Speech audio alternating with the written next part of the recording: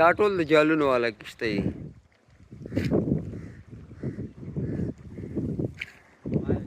دا یوه خړه یوه شنه دا ټینکۍ دي. وزې ښکرې مې لګولي.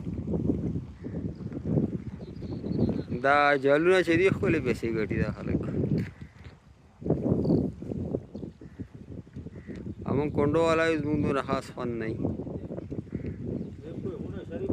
دا سیټ چې دی جالونو والا دی او ښکته مونږ کونډو والا ولاړ یو. ښکته سیټ زموږ دی. زموږ خپلې کښتۍ دي غر نه شاته ودرېږي. دا ټول جالونو والا دي.